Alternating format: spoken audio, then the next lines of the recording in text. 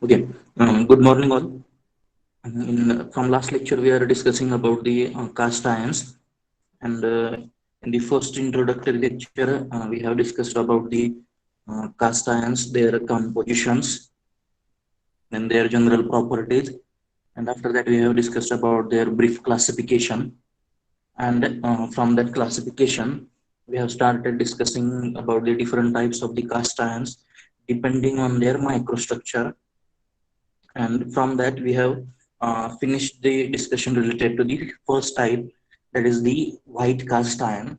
Now in this lecture we are going to deal with the remaining types of the cast irons based on their microstructure. Now the next type of the cast iron is the malleable cast iron. Now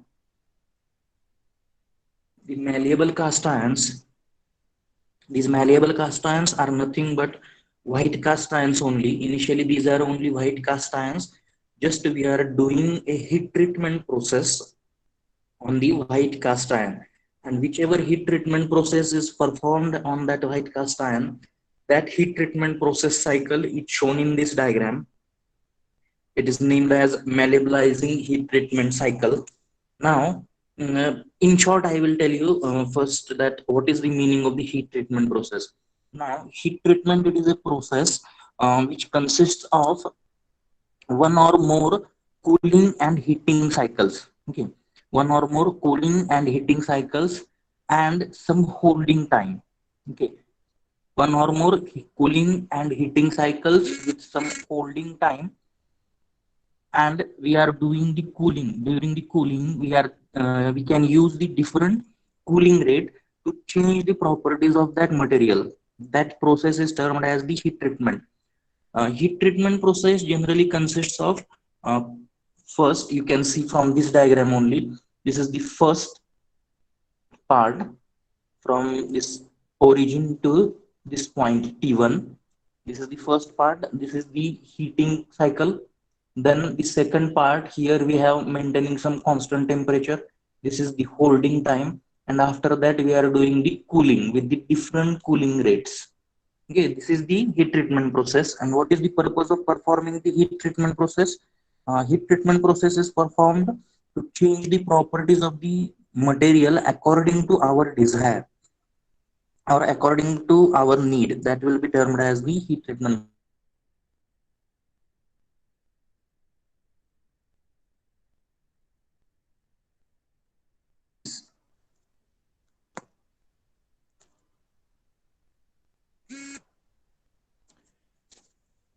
Now then now we will discuss about how this malleabilizing heat treatment cycle is conducted and what exactly happens during this process, and how that white cast ions are transferring to the, or they will get transformed to the malleable cast ions.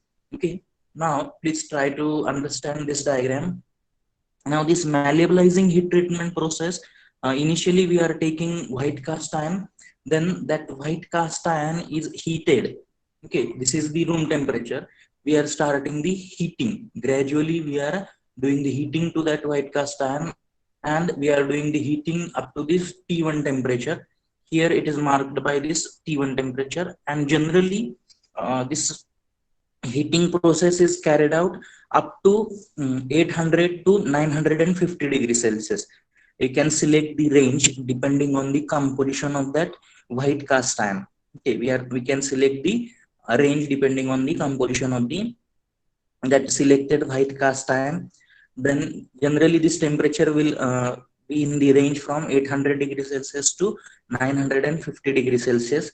Then at that temperature, well, at that particular temperature we are going to keep that temperature constant, and we are going to keep that material within that furnace only. This heating process will be conducted in the furnace. We are gradually doing raising the temperature up to 800 to 950 degrees Celsius, and at that particular temperature we are keeping that sample of white cast iron for 20 to 50 hours. Okay, this time will be termed as the holding time. We are keeping the temperature constant for that particular material. This will be termed as the holding time. Now this holding time may be different for different type of the material.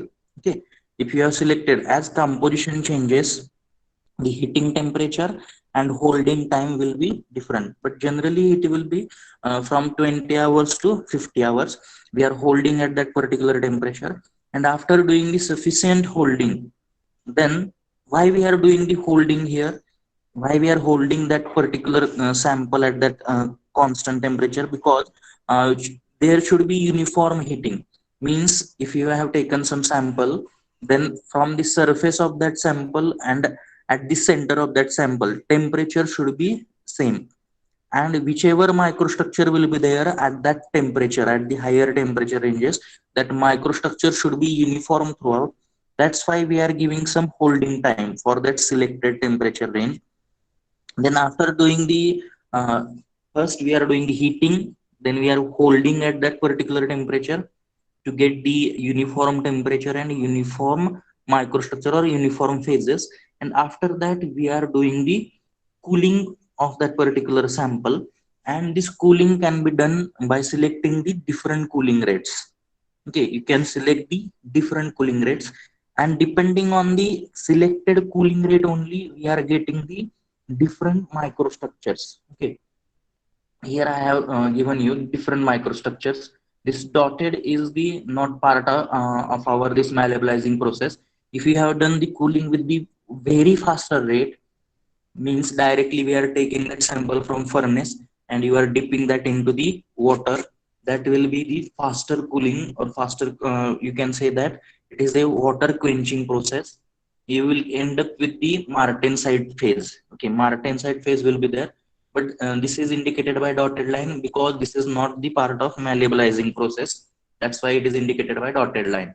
Now uh, here you have to select little bit moderate cooling rate. Okay, if you have selected this moderate cooling rate, then you will end up with the perlite, and the slower cooling rate you will end up with the ferrite. Okay, now here I will explain the microstructural changes now. At this higher temperature range, means at this T1 temperature, that is 800 to 950 degrees Celsius range, here we are having austenite and cementite. Okay, please you can refer the iron carbide equilibrium diagram. At that particular temperature we are having austenite plus cementite. What happens in at the higher temperature ranges, that cementite will get breaked and carbon will get separated. Okay, carbon will get separated in the form of graphite. Carbon will get separated in the form of graphite, and this graphite or this carbon is separated at the higher temperature ranges. That's why it is termed as the temper carbon graphite. Okay, because it is separated at the higher temperature ranges, that's why it is termed as the temper carbon graphite. Okay, at the higher temperature ranges, at this particular temperature T1, your microstructure will be consisting of austenite plus cementite, and due to heating at higher temperature range and holding time, cementite will get breaked into graphite. Okay, cementite will get breaked and it will form the graphite particles, and that graphite which is separated during this process will be termed as temper carbon graphite, or it is also known as, and it is having approximately, means not correctly spherical, but approximately spherical shape. That's why this separated graphite is also known as rosettes of temper carbon graphite. Okay, rosettes, this word is used because it is having irregular spherical shape. Okay, whichever carbon is separated at this higher temperature range, it is having irregular shape, irregularly spherical shaped carbon in the form of graphite. Now when you are doing the cooling, at the end you will end up with the different microstructures depending on the cooling rate selected. Now depending on that cooling rate selected, you will get the different microstructures, and depending on that microstructures which you are getting, these malleable cast irons are classified in different types. That types along with their microstructures at the end, that I will explain in the next slide. Okay, this is the first, you can refer this at the top. Depending on the microstructure, here I have taken some types. Now the first type, you can clearly see that this is the ferritic malleable cast iron.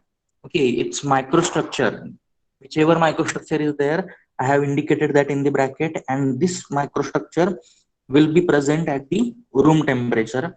Now ferritic malleable cast iron, it will be having rosettes of temper carbon graphite. Rosettes is a word used for that irregular spherical shape of that graphite. Okay, whichever carbon is separated in the form of graphite, it is having irregular spherical shape. That's why it is termed as rosettes of temper carbon graphite. Why temper is word is used? Because it is separated at the higher temperature range. That's why it is termed as rosettes of temper carbon graphite. Carbon which is separated at the higher temperature ranges and which is having irregular spherical shape is termed as rosettes of temper carbon graphite. And in the ferritic malleable cast iron, we are getting the microstructure at the room temperature, ferrite plus rosettes of temper carbon graphite. This will be the microstructure for ferritic malleable cast iron. And when we are going to get this microstructure, when the cooling rate is very slow, okay, when the cooling rate is very slow, it will end up with the ferritic malleable cast iron. You can see this. When we have used the slow cooling rate, means we are taking more time to do the cooling, you will end up with the ferritic structure. This ferrite plus here graphite particles will be there, that is which is having irregular spherical shape, will be termed as rosettes of temper carbon graphite, plus this ferrite will be there when the cooling rate is very slow. Okay, when cooling rate is very slow, then the next type is when the cooling rate you have selected is moderate, not very fast. When the cooling rate is moderate, then you will end up with the perlite. Perlite plus that rosettes of temper carbon graphite will be there.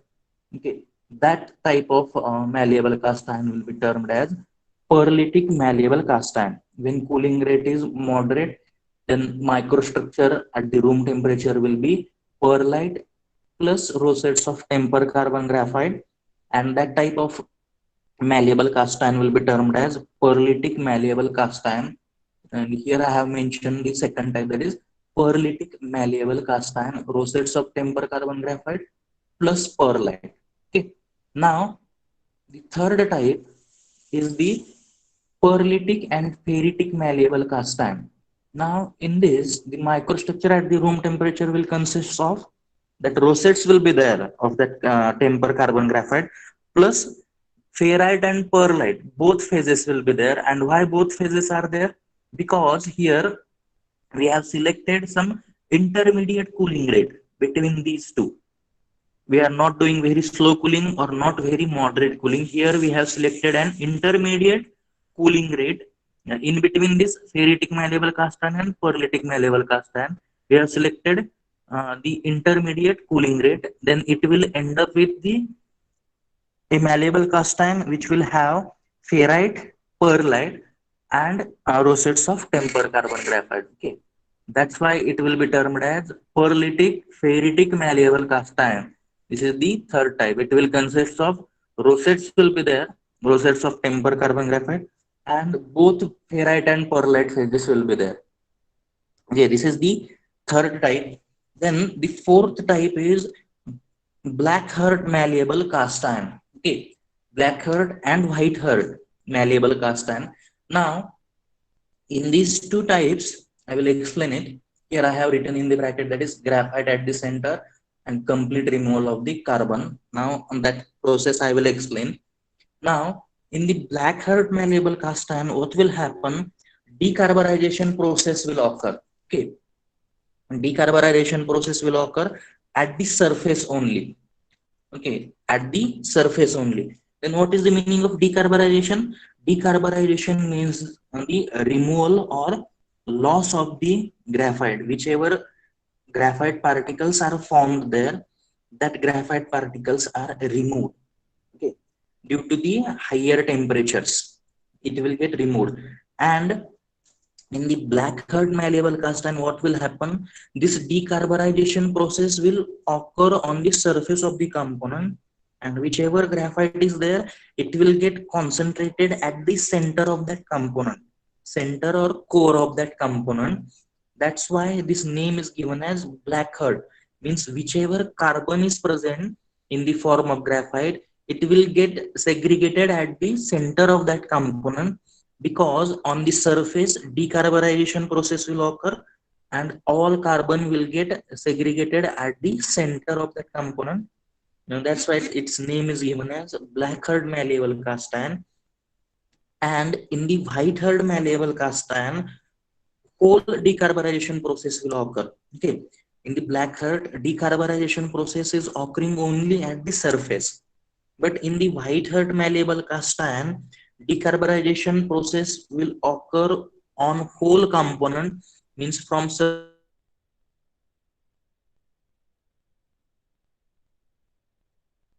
carbon will get removed, and all carbon will get removed due to the higher temperature range. And whichever malleable cast iron is formed, that will be white in color. That's why it is termed as white hard malleable cast iron.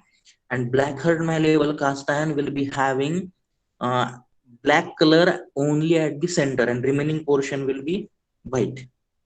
Okay, that will be termed as black hard malleable cast iron. Black hard malleable cast iron, at the surface decarbonization process will occur, and all that tempers of or that rosettes of temper carbon graphite will get segregated at the center or concentrated at the center, and which will appear a black spot at the center, and remaining portion will be white.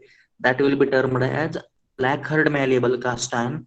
And in white hard malleable cast iron, complete removal of whichever rosettes are formed, rosettes of temper carbon graphite, a complete removal of that carbon will occur from surface to the center.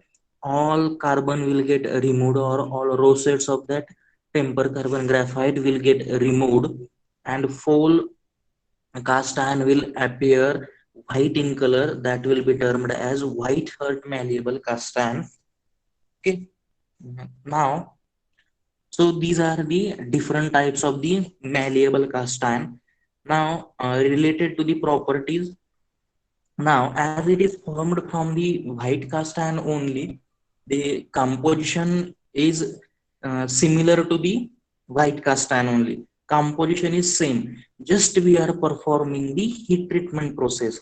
We are not changing its chemical composition, just we have performed heat treatment process and we are changing the phase. Okay, now, due to the phase change, as this ferritic malleable means there are rosettes of temper carbon graphite, rosettes will be there of this temper carbon graphite. Due to presence of this phase, what will happen? As these rosettes of temper carbon graphite, these are spherical in nature, means approximately spherical, and this will be very soft in nature. Okay, as these are formed at the higher temperature range, these will be soft in nature. Due to their softer nature, this malleable cast iron, it will be having improved ductility, toughness, and it will be having some means you can bend that material. It will be having very high flexibility as compared to the white cast iron. White cast iron is hard in nature, but as we have performed a heat treatment process on it, and we have changed the phases existing in that white cast iron, due to the new phase formed, means due to the presence of this uh, rosettes of temper carbon graphite, what will happen? The ductility and toughness will get improved in that material. This you can write in the properties. Now, after discussing the properties, some applications I have mentioned there. That is malleable cast irons. It will be used in for different pipe fittings, then for manufacturing of different valves, then for manufacturing of different farm equipments, then different chains, then bearing blocks are there for position the bearing, then different automobile parts. These can be manufactured with the help of malleable cast iron.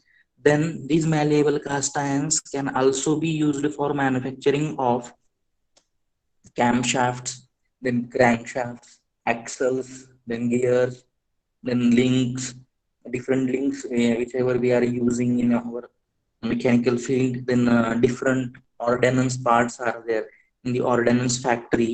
We are using different parts in their machines that will be manufactured with the help of this malleable cast iron only. Then these malleable cast irons can be used for electrical applications such as switch gears, switchgear parts, to manufacture the switchgear parts. And this switchgear can be used in the different systems. It may be the transmission system, or it may be distribution system, or it may be a railway electrification system. In all this system, whichever switch gears parts which we are using, that will be manufactured with the help of this malleable cast iron only. So these are some applications of malleable cast iron. Now what we have studied up till now in this lecture is malleabilizing heat treatment process. Malleabilizing heat treatment process is, means we are taking white cast iron only and we are conducting the malleabilizing heat treatment process. Means from room temperature, that white cast iron is heated at a temperature range from 800 to 950 degrees Celsius, and we are, after heating, we are holding at that particular temperature for 20 to 50 hours. And after that, after sufficient holding time, we are doing the cooling with moderate or slow or intermediate cooling rate. We are not using the faster cooling rate. This dotted means we are avoiding this. Okay, it will end up with the martensite, which increases the hardness, but here our aim is to improve the ductility. That's why we are using the moderate or slow cooling rate. Then depending on the cooling rate used, different microstructures will be obtained. Now what exactly microstructural changes will occur at this higher temperature ranges? Austenite and cementite is present. The cementite will get baked at the higher temperature ranges into, and it will form the iron will get separated and carbon will get separated. And whichever carbon is formed, this is formed at higher temperature range, and it is approximately or irregularly spherical in shape. That's why it is termed as rosettes of temper carbon graphite. And along with that rosettes of temper carbon graphite, depending on cooling rate, either you will end up with pearlite, or you will end up with the ferrite, or you will end up with the both. Depending on that, we have taken here, or we have classified that malleable cast irons in ferritic malleable cast iron, pearlitic malleable cast iron, then pearlitic ferritic malleable cast iron. In ferritic malleable cast iron, ferrite plus rosettes of temper carbon graphite will be there. In pearlitic malleable cast iron, pearlite plus rosettes of that temper carbon graphite will be there. And in pearlitic ferritic malleable cast iron, rosettes of temper carbon graphite plus ferrite and pearlite will be there. So these are basic three types, and these two types are depending on the decarbonization process, means removal of that rosettes of temper carbon graphite at the higher temperature ranges. When this decarbonization occurs only on the surface, and all that rosettes of temper carbon graphite gets concentrated at the center, it will form a black spot at the center. That's why it is termed as black heart malleable cast iron.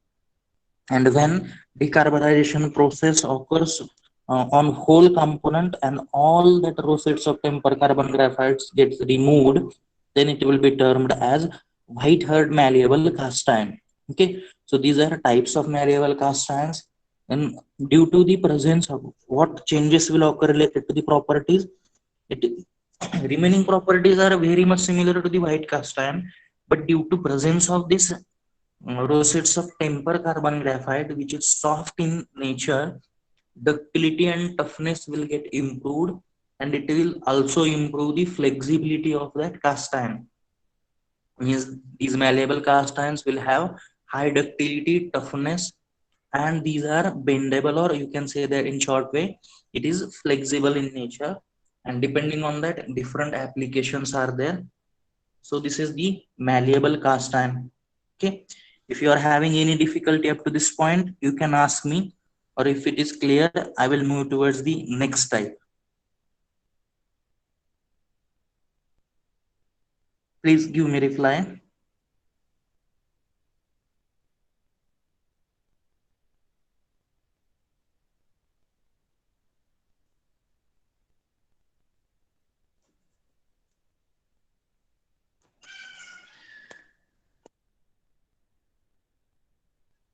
Is it clear? I'm just giving reply.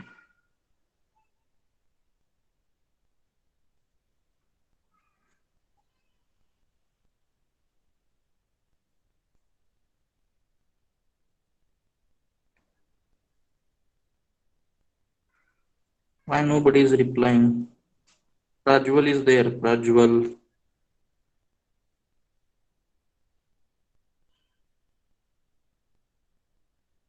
Okay.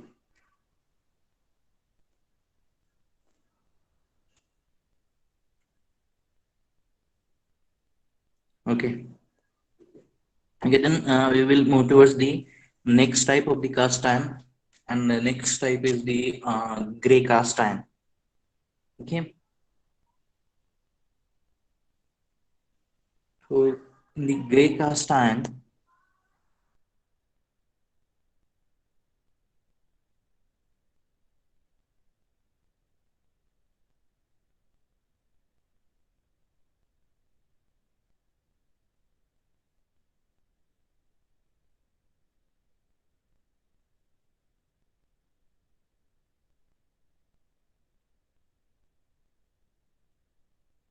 you can note down the composition at least.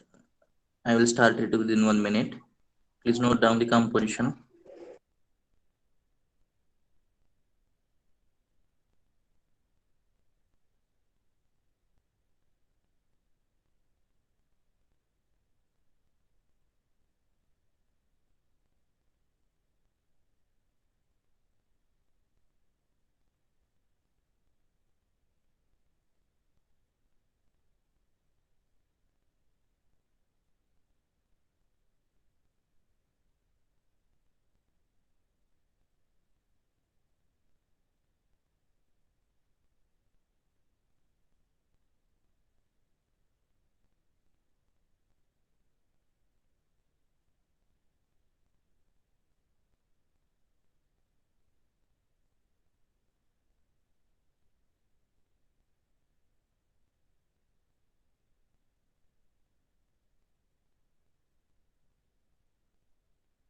Okay.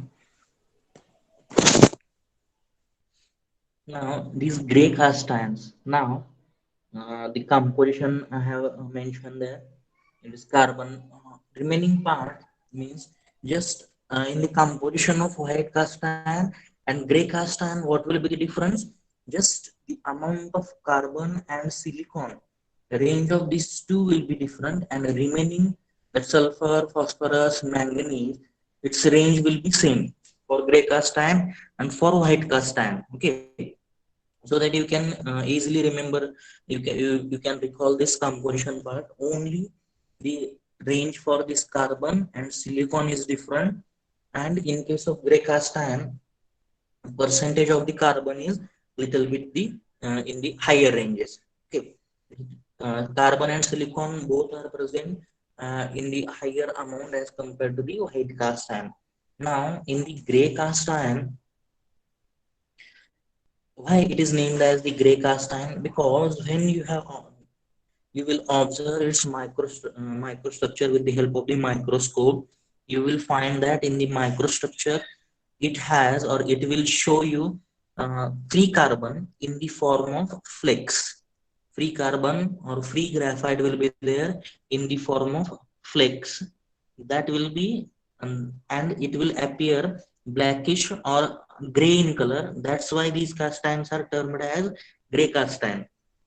In white cast iron, when you observe the microstructure, you will find the cementite phase, means carbon is present in the combined form. And in the under microstructure, there will be some tree-like structure will be there, interdendritic structure, or in short, you can say that some tree-like structure will be there. That is the white cast iron, and its color will be white. That's why it is termed as white cast iron, and carbon is present in the combined form as cementite, and it is white in color. That is white cast iron. In gray cast iron, carbon will be present in the free form, in the form of graphite, in the form of flakes, and it will be gray in color. That's why it is termed as gray cast iron. Gray or black in color. That's why it is termed as gray cast iron. Now, related to the properties, it is having fairly good corrosion resistance. Then, due to presence of this, due to presence of the flex, graphite flex, it will show improved machinability, or it will show some better compression strength, then better bearing properties, or better damping capacity as compared to the white cast iron. Then the next part, we'll move toward the next part, that is the types of the gray cast iron. Now, depending on the microstructure only, depending on the microstructure means, in the microstructure of gray cast iron, we have seen that carbon is present in the free form in the form of graphite flakes. Now, depending on the distribution of that graphite flakes only, these gray cast irons are classified in 5 different types. Okay, in 5 different types, these are classified, and the types are type A, type B, type C, type D, and type E. You will get better understanding in the next slide, where I have taken the actual microstructures. These are the microstructures starting from the left top corner, that is the type A. Then at the center, this is type B. Then type C, this is type D, and type E. Okay, these are different types of gray cast iron depending on the distribution of graphite flakes. Okay, different types of graphite flakes are there. Now, this type A is, this is the type A. Now, in this type A, uniform distribution and a random orientation will be there. Okay, if you see clearly, these are the flex. Whichever this black portion is there, this is the graphite. Okay, this is the graphite. Now, can clearly see here, these graphites are having these in the first diagram. These are uniformly distributed, but their orientation is random. Orientation in the size, in the sense their size is the different, but distribution is the uniform, but size is different. That is the type A. You can say that uniform distribution, but with a random orientation. Uniform distribution is uniform, but sizes are different. That is the random orientation. That is the type A. Then in the type B here, again you can say that orientation is random. Here again, orientation is random means different sizes are there of that graphite flakes. Different sizes are there means random orientation is there. But what is happening here? Here you can see that they have formed the grouping. Okay, here at this point, all graphites are concentrated. At this another point, all graphites are concentrated. This is termed as the rosette grouping. Rosette grouping, and orientation is random. That is the type 2 or second type. Okay, then in the third type here, this is again, here you can say that random orientation is there, means different sizes are there, but you can see that the large graphite flakes are formed. This is termed as superimposed graphite flakes. Superimposed is nothing but one graphite flakes is getting attached to the another, and they are forming the bigger graphite flakes. That will be termed as superimposed graphite flakes. with random orientation. Orientation is random, and formation of large graphite flakes is here. It will be termed as superimposed graphite flakes and random orientation. That is the type C microstructure. Then the next microstructure, that is the type D. Here in type D and type E, somewhat similar microstructure is there, only small difference is there. Here you can say that interdendritic flakes are formed. Interdendritic means flakes of graphites are having tree-like structure. Simply tree-like structure means one stem will be there and branches will be there. That is the tree-like structure. That is interdendritic graphite. And in the first diagram you can say that graphite that their orientation means sizes are different. And in the second diagram, that is type E, sizes are somewhat similar, sizes are there, interdendritic but similar sizes. And these are interdendritic flakes with the different sizes means random orientation. Okay, so these are the 5 microstructures, you can say that, or 5 types of the graphite flakes. And depending on that 5 types of the graphite flakes, we have classified the gray cast irons into the 5 types. Now, from all these 5 types, only type A is preferred. Okay, only type A is preferred. You can say that that is the uniform distribution and random orientation. Uniform distribution and random orientation. Only type A is preferred. Why only type A is preferred? Due to the uniform distribution of that graphite flakes, it will provide you better ductility and better toughness. And whichever other remaining 4 types are there, this is type B, type C, type D, and type E, they will increase these 4 microstructures will increase the brittleness in that particular cast iron.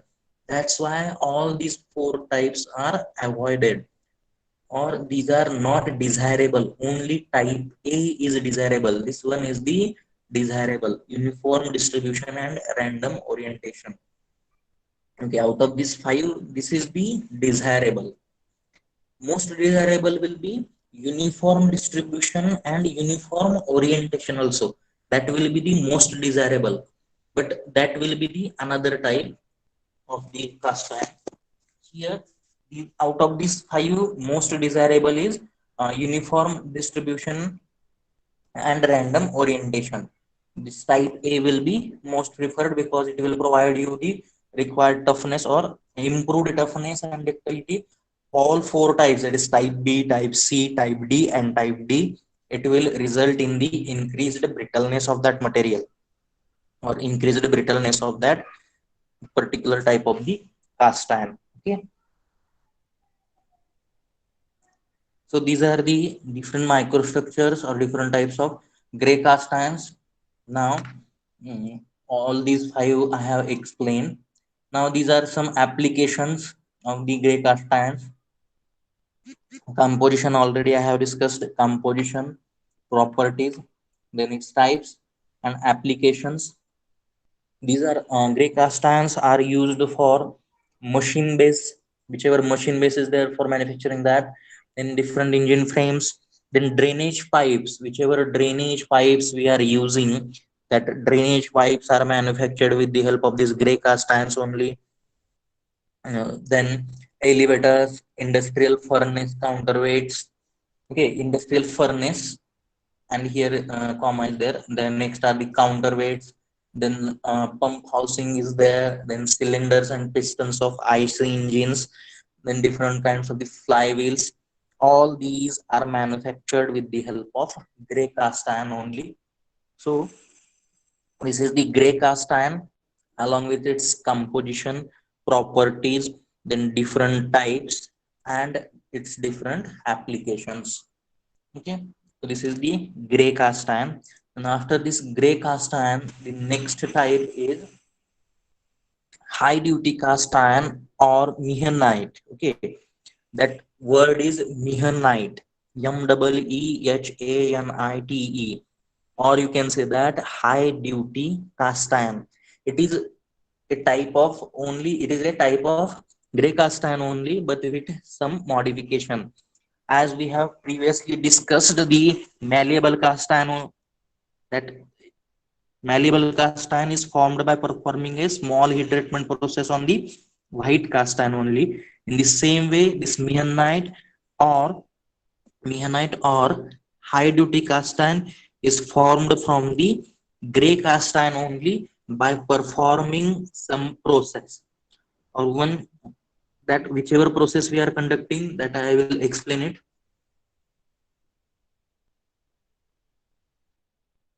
Please confirm that whether you have understood this gray cast iron and its different types, its microstructure and its application, so that I will explain this next type. Please confirm it.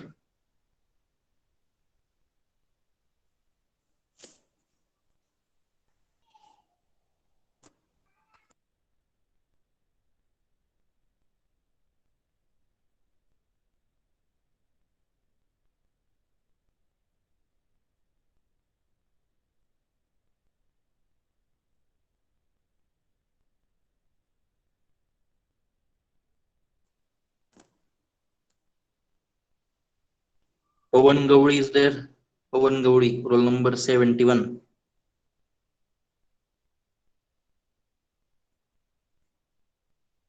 Roll number 72, Vinayak Gowri. Yes, sir. Okay. Are you understanding whichever things are going on this lecture? Yes, sir. Okay, okay.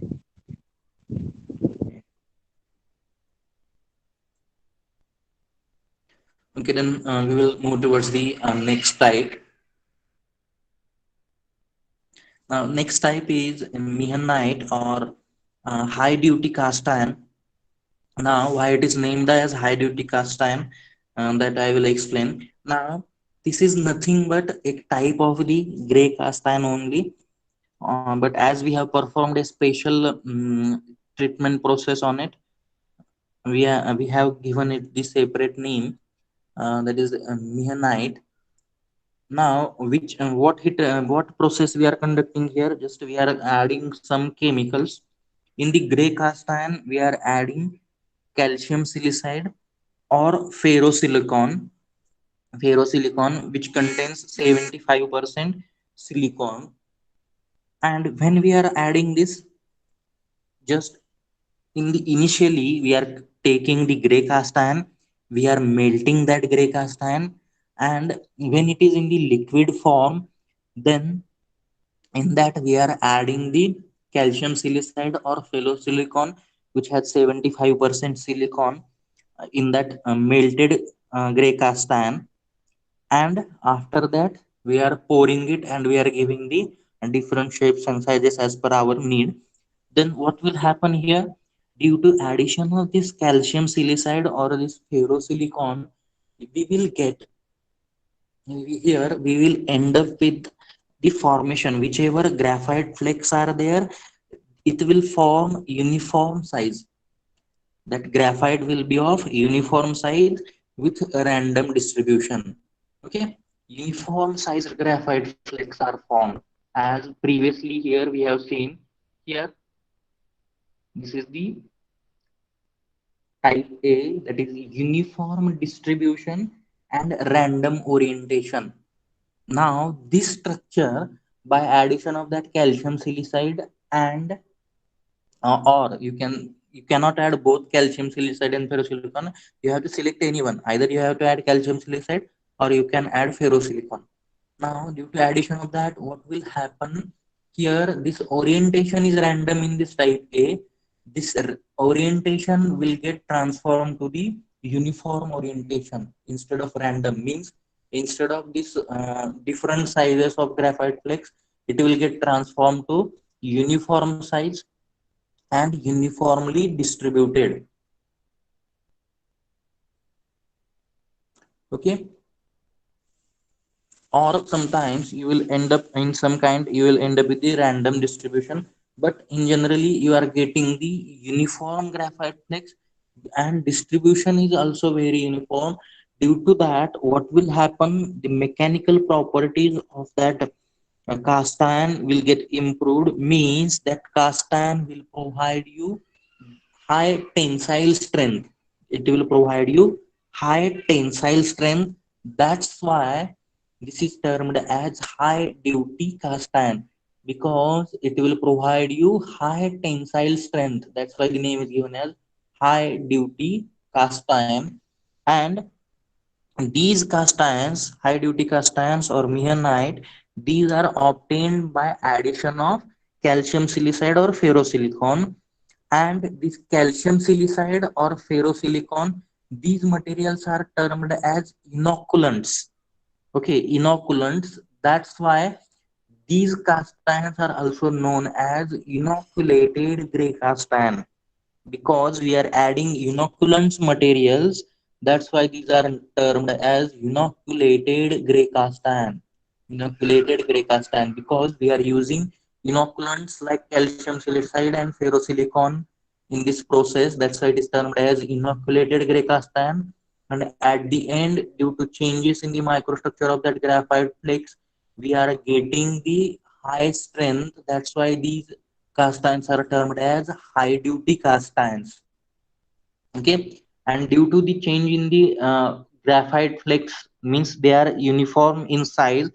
Due to that, it will provide you high strength, and as well as along with this high strength, as well as its machinability will get improved as compared to the different or simple gray cast iron. They will provide you high strength as well as machinability. Then their general composition I have mentioned here: carbon, then silicon, phosphorus, sulfur, then manganese, with addition of these inoculants. Or simply you can write the composition of gray cast iron, and just you have to add the inoculants with addition of inoculants like calcium silicide or ferrosilicon. That composition also sufficient. You can simply write here gray cast irons composition plus inoculants.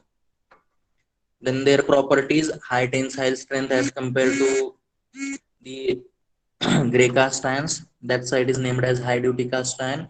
And as we have used the inoculants materials, it is also named as inoculated gray cast iron, and it will be provide you better machinability.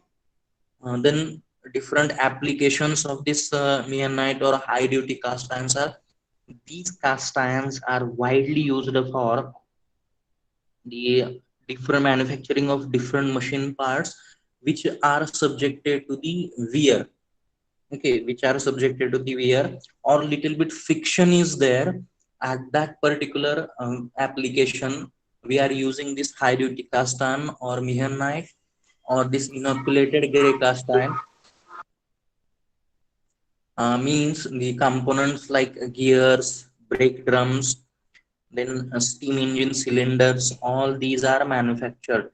Whichever parts are subjected to the higher wear, or simply higher frictions are there, or higher loss of material may occur at that position, you can use this mehanite or high duty cast iron. Means simply you can remember the gears and brake drums. Okay, these are the applications of this mehanite or high duty cast iron. Then the next type is nodular or ductile cast iron. I think we are okay. That this nodular and some two or three types are there that we will discuss in the next lecture. Means just three or four types are remaining that we will discuss in the next lecture. And in the next lecture, we will end this chapter. This is our second chapter. I think I will finish this chapter in the next lecture. So in this lecture, we have discussed about the malleable cast iron, then different how the malleabilizing heat treatment process is conducted, then different types of the malleable cast iron and along with its application. Then we have discussed the gray cast iron. Then we have discussed about the microstructure of gray cast iron, its properties, its different types, and its application. And after that, we have learned the high duty caste iron, that is the mehanite, or you can say that inoculated gray cast iron also. Okay, and now remaining three or four types we'll see in the next lecture. I will stop here. If you are having any difficulty, please ask me.